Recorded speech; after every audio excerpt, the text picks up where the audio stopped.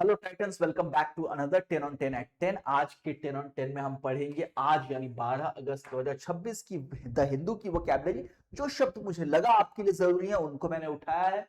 पहला शब्द है ट्राइब्यूनल। ट्राइब्यूनल होता है दो या दो से ज्यादा लोगों का एक ग्रुप जिसको किसी तरीके की जुरिस्डिक्शन के लिए रखा जाता है। ठीक है, वो हमारे यहाँ उसको न्यायपीठ कहा जाता है, न्यायाधिकरण कहा जाता है इंडिया में। ठीक है, ये लोग करते क्या है, किसी चीज पे जजमेंट लेते हैं। इसको याद रखने के लिए मैंने आपके सामने एक निमोनिक बनाया है, ट्राई। ट्राई का तो मतलब पता ही आपको, थ्री हमेशा होता है। तो ये तीन नारियां हैं, ठीक है। और नारियों को अक्सर आप लोग कहते हैं ब्यू ब्यू, पुरुषों के लिए भी कई बार लोग यूज करते हैं, मतलब ब्यूटीज हैं। तो ये तीन ब्यूटीज ने, और नल आपको पता है किस चीज को कैंसिल करने के लिए होता है। तो इस बेचारे के लव लेटर को इस ट्राइब्यूनल ने क्या कर दिया है, नल कर दिया है। यानी कि इन्होंने जजमेंट इस पे दे दिया है कि ये कैंसिल किया जाता है, तुम्हारा लव लेटर अपने पास ही रखो गधे। ठीक, बेसिकली यही होता है ट्राइब्यूनल। उसी से ट्राइब्यून वर्ड भी आता है और ट्राइब्यूनिशियल भी वर्ड आता है। एज इट, ट्राइब्यूनिशियल डिसीजन कहा जाता है, ट्राइब्यूनल ने जो लिया उसको हम लोग कहते हैं। ठीक है, अब ट्राइब्यूनल आया है ट्राइब्यूनस से, जो कि खुद आया है ट्राइब से। और ट्राइब क्या होता था, बेसिकली उन लोगों का दल होता था जो आपस में लूट को या हंट को बांटते थे, कबीला जिसको आप लोग कहते हैं। तो ट्राइब उन लोगों का एक दल होता है जो किसी भी रिसोर्स को आपस में बांटते हैं। ट्राइब नॉर्मली भी हम लोग यूज करते हैं, तो उन लोगों की भी यूज करते हैं। ये कुछ लोगों की ट्राइब है, मॉडर्न डे में भी हम लोग यूज करते हैं। तो ऐसे यूज करते हैं कि ये लोग एक दूसरे का मिलजुल के सपोर्ट करते हैं, रिसोर्सेज देते हैं। इसी से ट्राइब्यून आता है। तो ट्राइब्यून में लोग मिलजुल के जजमेंट लेते हैं। ठीक है, एक दूसरे को अपने थॉट्स बांट रहे होते हैं, डिस्पर्स कर रहे होते हैं। कॉन्ट्रीब्यूट यानी किसी चीज में अपना कुछ देना, बांटना। एट्रीब्यूट किसी और को देना, किसी चीज का श्रेय देना कि हाँ मैंने ये किताब उनकी किताब से प्रेरणा लेके लिखी है, या मैंने अपना ये जो रूल है ये उनकी किताब से उठाया, या ऐसा कुछ। डिस्ट्रीब्यूट यानी सबको बांट देना। एट्रीब्यूट में क्रेडिट बांट रहे हैं, कंट्रीब्यूट में अपना सामान किसी और को बांट रहे हैं। तो इस तरीके से ये बांटने से रिलेटेड होता है ट्राइब। आगे चल के हालांकि वो कबीले वाला सेंस आ गया, तो ट्राइबल वहां से वर्ड निकल के आता है। ठीक है, तो इन चीजों को आपको समझना है। एक फ्रेज आया था आज, रेजॉ दिएत्र। रेजॉ दिएत्र फ्रेंच में इसको पढ़ते हैं रेजॉ दिएत्र। ठीक है, रेजॉ दिएत्र मतलब होता है रीजन। देखो ये डी जो है ना, ये ऑफ बताता है। एक बार मैंने आपको क्रेम डे ला क्रेम बताया था, cream of the cream. Cream of मतलब क्रेम डे ला क्रेम, फ्रेंच में डे ऑफ के लिए होता है। क्रेम डे ला क्रेम का मतलब होता है क्रीम ऑफ द क्रीम, यानी कि top of the top. Cream में से भी जो क्रीम आप छांट ले वो क्रेम डे ला क्रेम होगा। तो जो टॉपर के भी टॉपर बच्चे होते हैं, टॉप मोस्ट बच्चे होते हैं, या सबसे इंटेलिजेंट में भी सबसे इंटेलिजेंट बच्चे, best of the best actually, तो हम उनको कहते हैं क्रेम डे ला क्रेम। ठीक है, इसका मतलब ही होता है बेस्ट ऑफ द बेस्ट। तो रेजॉन द एत्र का मतलब हुआ द रीजन ऑफ बीइंग, किसी चीज का कारण। ठीक है, जैसे ये एक बहुत बड़े भाई साहब है, बहुत ही पहलवान है।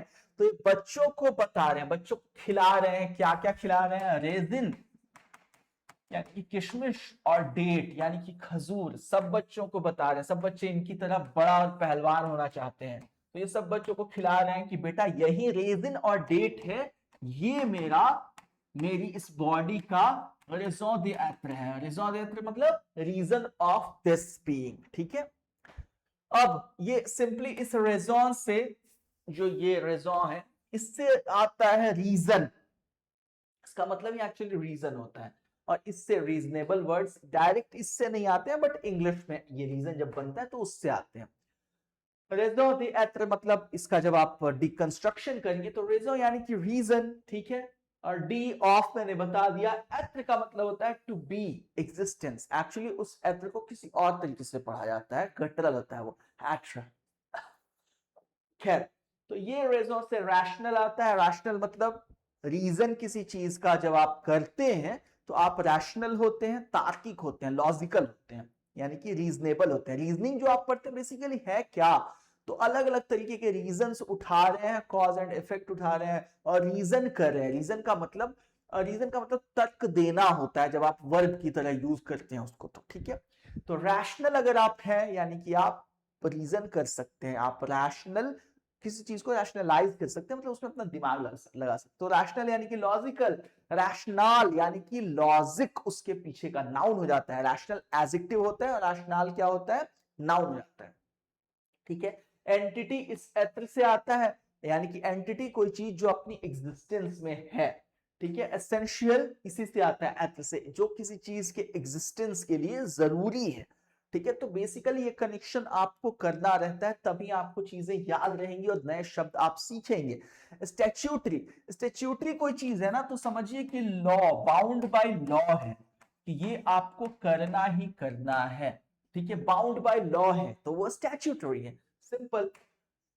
इसको याद कैसे रखेंगे, तो एक मेयर साहब पार्क का उद्घाटन करते हैं और नियम यह बनाते हैं कि हर पार्क में एक स्टैचू और ट्रीज का होना, ये यहाँ का स्टैच्यूटरी रूल है, यानी कि लीगल रूल है, बाउंड बाय लॉ है। ठीक है, स्टैच्यूटरी डिक्लेरेशन दे रहे हैं वो एक तरीके से, कि ये होना सबके लिए जरूरी है, हर पार्क में एक स्टैचू और एक ट्री तो होना ही चाहिए। तो उस शहर का ये रूल हो गया, सिंपल। उसी से स्टैच्यूट आता है, स्टैच्यूट लिखित कानून को कहा जाता है, लीगल वालों को पता हो। ठीक है, चलिए फटाफट आगे बढ़ते हैं। तो स्टैच्यूट सेट अप के सेंस में होता है, कोई स्टैच्यू आप खड़ी करते हैं तो आप क्या करते हैं, आप उसको सेट कर रहे होते हैं, वहीं से ये आता है निकल के, स्टैच्यू खड़ी की गई मूर्ति, वहीं से स्टैच्यूट यानी कि ऐसा कानून जिसको हमने स्टेब्लिश कर दिया, किसी मूर्ति की तरह मूर्त रूप देना। ठीक है, एब्स्ट्रैक्ट फॉर्म में नहीं रहा, अब हमने उसको लिख दिया, अब वो इनेक्टेड है एक तरीके से। स्टेटस यानी आपका समाज में क्या एस्टेब्लिशमेंट है, क्या स्थान है, तो स्टैच्यूट आता है स्टैच्यूअर से, जो एस्टेब्लिशमेंट के लिए, स्थिति के लिए यूज होता है। ठीक है, सॉलिड आपको बनाने के लिए, सेट करने के लिए यूज होता है। स्टेचर, आपकी बनावट क्या, आपका शारीरिक कद काठ क्या है। तो स्टैच्यूट से स्टैच्यूअर, स्टैच्यूटरी, ये सब कुछ कनेक्टेड है, कैसे, ये समझने की आप कोशिश करेंगे। रीइंस्टेट, रीइंस्टेट का मतलब होता है ना, किसी को वापस, किसी लॉ को या किसी इंसान को वापस से वो जगह देना जहां वो पहले था, उसको हटा दिया गया था।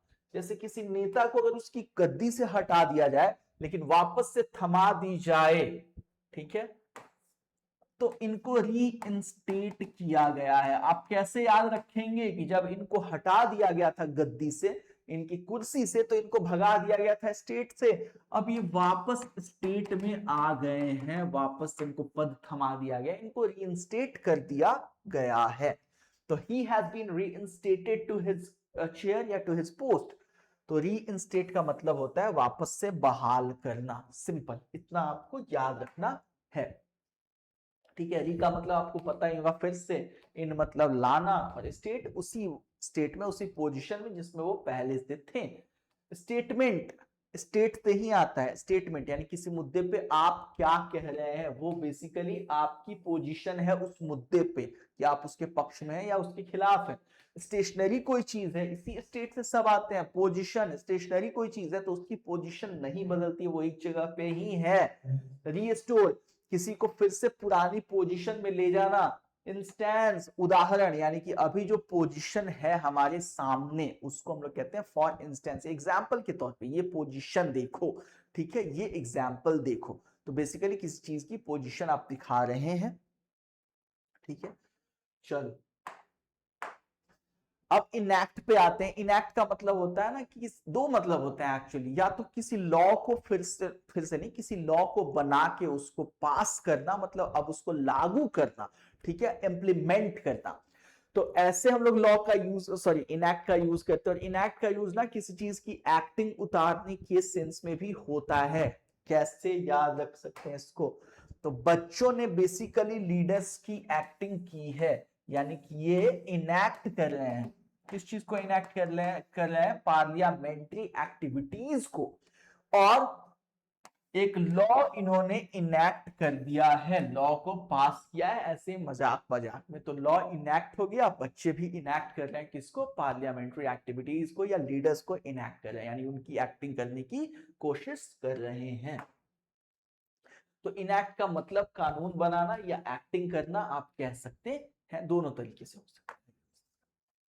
तो इनएक्ट में जो एक्ट है वो एक्टस से आता है, एगेयर से आता है, और एक्ट से कितने वर्ड बनते हैं आपको पता ही होगा, रिएक्ट, एक्शन, एक्टर, एक्टिव, ये सभी वहीं से आते हैं, ट्रांजैक्ट, ठीक है, उसी से आगे उसी के एजेयर। देखिए दोनों एक ही चीज है लेकिन उनको लिखने का तरीका अलग अलग होता था। इसी एजेयर से एजेंट आता है, किसी एक्ट को करवाने में आपकी मदद करने वाला, बेसिकली कैटलिस्ट जो होता है वो एजेंट होता है, ठीक है। Inter Alia, inter Alia for example नहीं सॉरी, अमंग अदर थिंग्स, इसका मतलब ये होता है अमंग अदर थिंग्स, यानी यहां लिखा भी है इंटर आलिया। इसको याद रखेंगे कि आलिया का नाम was in the result inter Alia other students, inter Alia other students, यानी बाकी स्टूडेंट्स के अलावा आलिया का नाम भी इंटर के रिजल्ट में था, ठीक है। इंटर के रिजल्ट में आलिया के अलावा बाकी लोगों का नाम भी था, लेकिन यहां कहा जा रहा है कि बाकी लोगों के अलावा आलिया का भी नाम था। अब इंटर आलिया से कुछ ज्यादा बनता नहीं है, बेकार है इसको पढ़ना, स्लाइड जबरदस्ती कई बार डाल देते हैं लोग पीपीटीज में, आगे बढ़ जाते हैं हम लोग। तो इंटर आलिया का मतलब होता है कि अमंग अदर थिंग्स, इसी आलिया से आता है एलियस, ठीक है, हाँ इसी से एलियस से वो वाला भी आता है, गुड, ठीक है। इसी एलियस से यानी कि अदर से एलियन आता है, एलियन जो अदर कंट्री का हो, अदर स्टेट का हो या अदर प्लैनेट का हो, ठीक है। आप किसी को एलियनेट करते हैं तो उसको अलग थलग कर देते हैं कि ये हम में नहीं है, ठीक है। तो एलियस या एलिया अलग के लिए दिखाता है, उसी से एलियन बनता है, उसी से एलियनेट किसी को अलग कर देना, उसी से एलियस आता है, एलियस इंग्लिश का एलियस, ये तो लैटिन का एलियस है, और ये है इंग्लिश का एलियस, किसी का दूसरा नाम, ठीक है। जैसे किसी का नाम होता है ना, जैसे क्या मान लीजिए आप कह रहे हैं कि फलाने आदमी का नाम है राहुल कुमार शर्मा एलियस पप्पू भैया, तो उनके दो नाम है, राहुल कुमार शर्मा नाम से उनको लोग जानते हैं, पप्पू भैया नाम से भी जानते हैं, तो उनका एलियस, इसको लोग अक्सर अलायस पढ़ते हैं, ठीक है। गलत है, अलायस नहीं पढ़ते उसको। एलिबाई, एलिबाई का यूज लीगल वालों को पता होगा, एलिबाई जब आप यूज करते हैं तो आप कहते हैं कि मैं दूसरे जगह पे था, एलियस जगह पे था, मैं मतलब अलग था, वहां नहीं था जहां पे क्राइम हुआ, ठीक है। तो एलिबाई आप देते हैं अपनी पुलिस को, हाँ किसी अन्य स्थान पर होने का कानूनी सबूत। इन चीजों को समझिएगा। डेलीगेट, डेलीगेट वर्ब के तौर पे भी होता है, नाउन के भी तौर पे यूज होता है। जैसे कोई इंसान है जिसको मैंने अपना कोई काम दिया हुआ है, तो मैंने अपना काम उसको डेलीगेट किया हुआ है और वो मेरा डेलीगेट है, ठीक है। इसको याद सिंपली रखिए कि एलियंस ने, अभी एलियंस की बात हुई थी इसलिए मैंने डाला, एलियंस ने अपने डेलीगेट्स भेजे हैं कहाँ, दिल्ली के गेट पे, ठीक है। दिल्ली, वैसे बाकी जगह भी आ गई हैं, चैट जीपीटी का कमाल है ये, बट दिल्ली के गेट पे एलियंस ने अपने डेलीगेट्स भेजे हैं, और बहुत से डेलीगेट्स एक साथ आते हैं, उसको डेलीगेशन हम कहते हैं, प्रतिनिधि मंडल। एक देश अपने देश के बहुत से लोगों को किसी दूसरे देश में भेजता है किसी ऑफिशियल काम के लिए, तो वो डेलीगेशन होता है, उन लोगों का जो ग्रुप होता है वो डेलीगेट्स होते हैं जो जो जाते हैं, ठीक है। और डेलीगेट का मतलब अपनी पावर किसी और को देना, ठीक है, किसी काम के लिए। तो डेलीगेट मतलब प्रतिनिधि, डेलीगेट जब वर्ब होता है तो उसका मतलब होता है अधिकार सौंपना, अपनी शक्तियां सौंपना। डेलीगेशन मतलब प्रतिनिधि मंडल। और हाँ, डेलीगेशन उस प्रोसेस को भी कहा जाता है, जब हम किसी को अपना दे रहे हैं तो वो डेलीगेशन हुआ प्रोसेस, हम किसी को अपना अधिकार दे रहे हैं तो मतलब अपना एक तरीके से पावर दे रहे हैं। तो डी का मतलब सबको पता होगा, अलग करना। कंस्ट्रक्ट का मतलब होता है किसी चीज को बनाना, डीकंस्ट्रक्ट मतलब तोड़ना, यानी कि हर चीज को अलग करना। और उसमें लेगियर और लेक्स जो एक ही चीज के फॉर्म्स है, उनका मतलब होता है लॉ। इसी लेगियर से लीगल आता है, इसी से लेगेसी आता है। लेगेसी का मतलब कि बाय लॉ कोई चीज मेरे बाद भी चलती रहे, ठीक है। लेगेसी मतलब हमेशा चलती रहे, ठीक है। लेगेसी मतलब वो वसीयत के सेंस में हो जाता है, लेकिन लेगेसी आपको पता है जब हम अपनी लेगेसी छोड़ के जाते हैं तो वो कानूनी हो या गैर कानूनी हो, वो हमारे बाद भी जिंदा रहती है, ठीक। कोई चीज लेजिटिमेट है तो लॉफुल है, इलेजिटिमेट है तो इलॉ मतलब अनलॉफुल है, सॉरी। तो लेजिट, लेजेयर, ये सब मिलजुल के कानून की तरफ ही इशारा करते हैं। डेलीगेट जब हम करें बेसिकली तो अपनी पावर कानूनी रूप से किसी और को दे रहे हैं। वेग, वेग बहुत बार मैंने यूज किया है। वेग है कोई चीज तो अनक्लियर है, अनक्लियर है, धुंधली है, अस्पष्ट है, जैसे किसी चीज का एक्सप्लेनेशन अनक्लियर हो सकता है कुछ लोगों के लिए मेरा लेक्चर वेग हो, तो उसको कहते हैं। इसको याद रखने का तरीका मैंने सिंपल सा रखा है कि ये एक्चुअली मेरी बनाई हुई एक सुपर हीरो है जो मैंने बहुत पहले डिजाइन की थी, ऑब्वियसली द फ्लैश की कॉपी है, ठीक है। इसका नाम हालांकि मैंने वेग नहीं रखा था जहां तक मुझे याद है, या शायद बाद में रखा था, बहुत सी चीजें मैं भूल जाता हूँ, मैंने लिख के रखा नहीं होता। खैर, तो ये वेग से दौड़े जा रही है, वेग का मतलब गति होता है स्पीड से, और इतनी स्पीड से दौड़ रही है कि इसकी इमेज जो है अनक्लियर है। हालांकि यहाँ तो इसकी शक्ल आ गई है, पर बाकी जगहों पे जब ये दौड़ रही है तो कैमरा इसकी इमेज नहीं ले पा रहा। पंखा आप देखते हैं ना, पंखा चलता है तो जब तेजी से घूमता है तो आप उसको वैसे नहीं देख पाते, जैसे वो स्टेबल हो तब दिख जाता है, तो उसकी इमेज वेग हो जाती है, यानी कि अनक्लियर हो जाती है, ठीक है। कोई चीज वेग है यानी उसमें वेगनेस है, वेगनेस नाउन हो गया, यानी वेग होने की कैरेक्टर को कहा जाता है। वेग है वो तो अस्पष्ट है, वेगनेस है तो उसमें अस्पष्टता है, और मैं आपको जो समझा रहा हूं वो क्लियर नहीं समझा रहा हूं, तो मैं बड़ा वेगली समझा रहा हूं, अस्पष्ट तरीके से समझा रहा हूं। हाँ, हो सकता है बहुत से बच्चे कहते हैं कि सर वो गैप एक्सप्लेनेशन आपका बहुत अच्छा था, सब समझ में आ गया, कुछ कहते हैं कि नहीं सर हमको तो पता ही नहीं चला आप क्या कर रहे हैं, हो सकता है, ठीक है। अभी मैं पॉपुलर हो जाऊंगा ना तो मैं खड़े होके बस कुछ भी बोल दूं, लोग कहेंगे वाह वाह क्या बात है। इस पे मैंने कल एक शेर लिखा था, मेरी पेड क्लास में किसी बच्चे ने कहा था सर घर पे कोई मेरी बात नहीं सुनता, तो हाथों हाथ मैंने पेड बैच में ये शेर बोला था, और अभी आपको बोल देता हूं।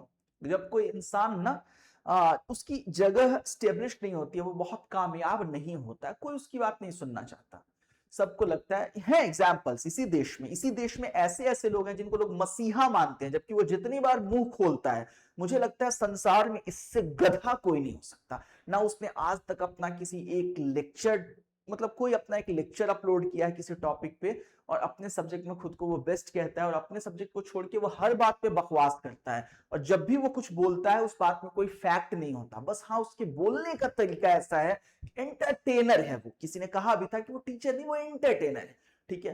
तो ऐसे लोगों की बातें आप लोग बड़े बहुत लोग गौर से सुनते हैं, जैसे पता नहीं कितनी इंटेलेक्चुअल बात कह रहा है, वो कुछ नहीं, वो एक्चुअली वो पॉपुलर हो गया, बकवास करके मूर्ख हो गया, अब वो कुछ भी बोल रहा है सब सुन रहे हैं बड़े गौर से। तो वही मैंने उस बच्चे को सलाह दी कि कामयाब होने के बाद ना सब लोग सुनते हैं। तो एक शेर मैंने पढ़ा कि अभी चिराग हूं जरा आफताब होने दो, अभी चिराग हूं जरा आफताब मतलब सूरज होता है, तो चिराग यानी कि अभी कम लौ है मेरे अंदर, जब ज्यादा हो जाऊंगा ना तो लोग सुनेंगे, मतलब मैं आफताब हो जाऊंगा।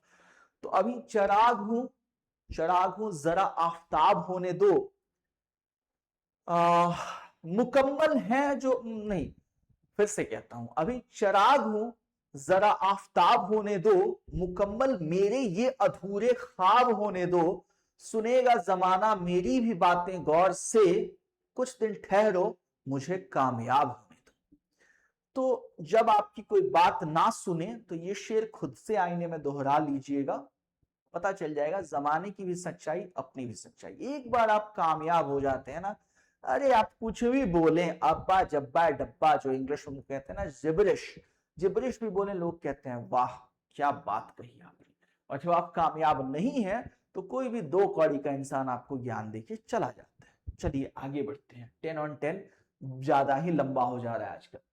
तो वेग का मतलब होता है अनक्लियर, वेगस का मतलब होता है जो चीज भटक गई हो रास्ता, मतलब क्लैरिटी से भटक गई हो, तो वेग है सिंपल। वैगाबॉन्ड आवारा को कहते हैं जो इधर उधर भटकता हो। वैग्रेंट जिसके पास पैसा ना हो, मजबूरी है उसकी इधर उधर भटकना।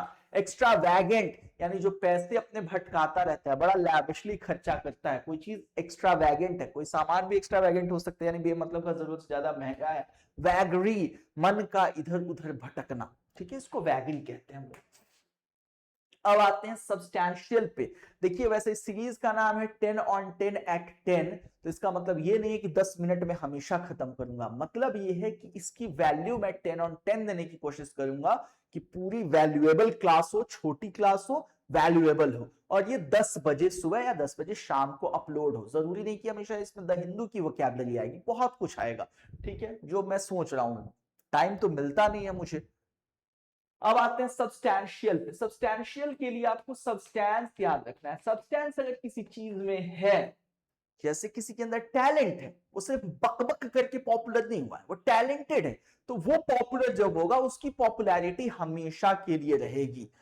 वो YouTube वीडियोस के माध्यम से पॉपुलर होगा, फिर ऐसी किताबें लिखेगा जो ऑक्सफोर्ड के प्रोफेसर्स भी सराहेंगे कि वाह क्या किताब लिखी है इसने, हार्वर्ड के प्रोफेसर्स अपने बच्चों को सजेस्ट करेंगे, क्योंकि उसके अंदर क्या है, सब्सटेंस है, कुछ ठोस है, कुछ कॉन्क्रीट है। वो बस वो हाल नहीं है कि हल्दी की गांठ मिल गई चूहे को तो पंसारी बन गया। एक चूहे को हल्दी की गांठ मिल गई तो उसने सोचा अब तो मैं पंसारी हो गया, अब किराने की दुकान खोल लूंगा मैं इसी से, ठीक है। तो सब्सटेंस है जिसके अंदर, यानी वो ठोस है अंदर से, तो यानी कि वो सब्सटैंशियल है। सिंपल सी बात है। एक गांव में बाढ़ आई, सब लोग बह गए, लेकिन सब वे का नहीं बहा। क्यों? क्योंकि इसके अंदर सब्सटेंस था, यानी कि ये मजबूत था। तो सब्सटैंशियल होने का मतलब मजबूत होना, ठोस होना होता है, ठीक है। अब सब्सटैंशियल मतलब ठोस, महत्वपूर्ण। सब्सटैंशियल एविडेंस अगर पुलिस को आपके खिलाफ मिला है तो काफी कंक्रीट एविडेंस मिला है, काफी ठोस एविडेंस मिला है। सब्सटेंस कोई चीज जो ठोस है। सब्सटैंशिएट करना किसी चीज को कोरोबोरेट करने के लिए यूज होता है, याद रखेंगे आप इसको, सिनोनिम्स में पूछा हुआ है सब्सटैंशिएट और कोरोबोरेट, ठीक है। सब्सटैंशियली यानी कि काफी हद तक किसी चीज को आप कहते हैं ठोस रूप से। अब ये सब चीजें मैं शायद बता चुका हूं आप लोगों को। स्टैंड का मतलब होता है, ये जो सब्सटैंशिया, स्टेयर का मतलब होता है स्टैंड करना, ठीक है। और सब्सटैंशिया का मतलब होता है कि जो मतलब किसी चीज के अंदर भी, किसी स्ट्रेस के अंदर भी वो ना झुके, ऐसे सेंस में इसका यूज होता है। क्लियरली मुझे भी याद नहीं, और यहाँ जो लिखा रहता है वो कोई मतलब नहीं होता उस चीज का। तो सब्सटेंस कोई चीज जो ठोस है, सब्सटैंशिएट किस चीज को ठोस आधार देना, डिस्टेंस यानी कि उसको दूर ले जाके खड़ा करना, ठीक है। तो बेसिकली स्टैंड के सेंस में आता है, वो कांस्टेंट जो एक ही जगह पे स्टैंड करता हो हमेशा, यानी कि कांस्टेंट है, कोई चीज कांस्टेंट है तो हमेशा वहां स्टैंड करेगी, सिंपल। फॉरसेक, फॉरसेक तो आप लोगों को पता होगा शायद। फॉरसेक का मतलब होता है किस चीज को छोड़ देना, अबैंडन के या गिव अप के सेंस में यूज होता है ये। तो कैसे याद रख सकते हैं आप कि 4 स्नेक्स, 4 सांप लिपट गए इन भाई साहब के कैंपर से, तो ये अपनी कैंपर को फोरसेक करके भाग गए। ये कहते हैं कि नहीं भाई अब मैं यहां से भागता हूं। तो फोरसेक मतलब त्याग देना, उस चीज को छोड़ देना, इस सेंस में होता है। तो फोरसेक मतलब त्यागना, इसका पास्ट फॉर्म फोरसूक होता है और पास्ट पार्टिसिपल फॉरसेकन होता है, और त्यागने वाले को फॉरसेकर कहा जाता है। आप इससे कई फ्रेजेस आते हैं, फॉर गॉड सेक, भगवान के वास्ते, सॉरी ये तो फॉर सेक नहीं, ये सेक हो गया, मैं समझा रहा था वो God for second. God for second किसी चीज को ऐसे रेटोरिक में मनहूस कहते हैं। That God for second man, वो मनहूस आदमी, वो अभागा आदमी। किसी पे गुस्सा आता है ना तो ऐसे आप लोग कहते हैं this God for second place, ठीक है, ये घटिया जगह। तो गॉड फॉर सेकेंड मतलब इस चीज को भगवान ने छोड़ दिया इसलिए ये बेकार हो गई है, ऐसा हम लोग उसका मतलब निकालते हैं। तो फॉरसेक, ये जो सेकान है इसका मतलब ही होता है किसी चीज की तरफ जाना, किसी चीज की तलाश करना, किसी चीज की चाहत रखना, और ये फॉर होता है किसी चीज से दूर जाने के लिए। तो इनसे ये वर्ड्स आते हैं, आप इनको समझ लेंगे, पढ़ लेंगे, ठीक है। बस हो गया, यहीं तक रहने देते हैं। आज की क्लास को अच्छा लगा हो या बुरा लगा हो, कमेंट तो आप लोग करेंगे नहीं तो क्या फायदा। तो मिलते हैं अगले किसी सेशन में, अगर मिले तो। तब तक के लिए stay safe, take care and keep learning.